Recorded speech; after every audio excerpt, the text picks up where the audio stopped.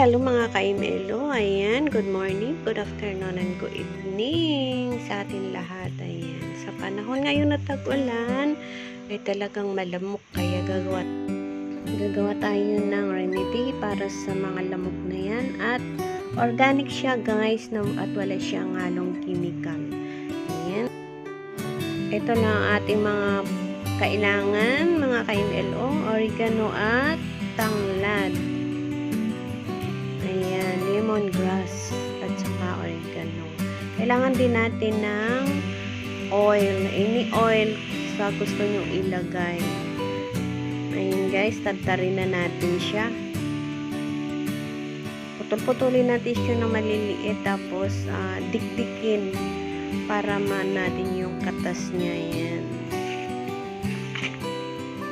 Paghaluin na natin ng oregano at ng lemongrass. Ayan. At pakuluan natin siya guys na pinakuluan ko siya ng 15 minutes sa mahinang apoy. Ayan na siya. Medium. Huwag yung bigla ang malakas ang apoy. Diba? Habang kumukulo siya, naaamoy mo yung bango. At salain natin guys, then palamigan natin. Ayan na siya. Palalamigin mo natin, sit aside muna natin at gawin natin ito yung pabila niya yan, diba? Kumuha lang ako sa kandila, ayan, at saka sa maliit na garapon, ganyan na guys. Ayan, nilagay ko na yung malamig na yan guys, sanang nilagay ko siya. And then pinasimbol ko na rin yung kanyang pabila. At ayan, lagyan na natin siya ng oil. Any kind of oil na gusto nyo ilagay. Pwede siya. Ayan siya guys.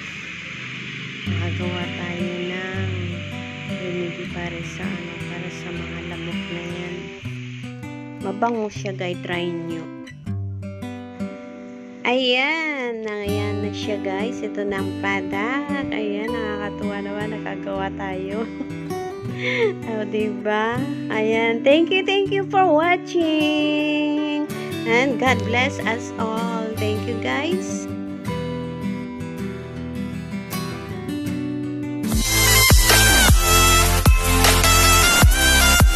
Like, share, and subscribe and hit the bell icon.